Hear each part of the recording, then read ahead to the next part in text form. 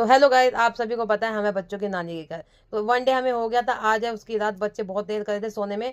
सुबह हमें कहीं जाना भी था, इसलिए मैंने कहा थी जल्दी सो जाओ क्योंकि सुबह जल्दी उठना है। तो फाइनली अर्ली मॉर्निंग मैं तो जल्दी उठ गई, साथ ही साथ मैंने उन बच्चों को भी उठा दिया जल्दी, क्योंकि अगर ये जल्दी नहीं उठेंगे तो मेरे सारे काम पेंडिंग हो जाएंगे। तो अंजू ने मेरे लिए बनाई चाय और साथ ही साथ बच्चों को कराया नाश्ता। बच्चों को खाते आलू के परांठे, बच्चों ने आलू के परांठे खाए। और उसके बाद मैं होने लगी थी रेडी। कहाँ, आज हम जा रहे थे गुड़गांव। गुड़गांव रहती है मेरी बुआ जी।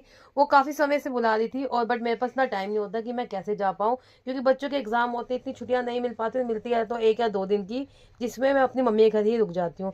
बट फाइनली मेरे को आज टाइम भी मिला और मौका भी था, तो अंजू और बच्चे हम सब ट्रेन से गए। बच्चों ने कभी ट्रेन की राइड भी नहीं की थी, तो उनके लिए यूनिक एक्सपीरियंस था। मैंने बच्चों के आसपास की चीज़ें दिखाई और बच्चों ने इस चीज़ को बहुत ज़्यादा एंजॉय किया। फाइनली वैसे ज़्यादा दूर नहीं, हमें 15 मिनट्स ही लगे थे। हम फाइनली जगह पे पहुंचे। उसके बाद एक कन्वेंस और लेना पड़ता, वहाँ से 10 मिनट और लगने थे, और फाइनली पहुंच गए बुआ जी के घर।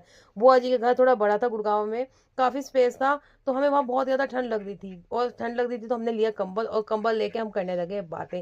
कंबल में बैठे बैठे हमने चाय पानी नाश्ता किया और बुआ जी से करी बातें। साथ ही साथ बच्चों को शाम हो रही थी तो नींद आ रही थी, तो मुझे अपने घर भी वापस जाना था।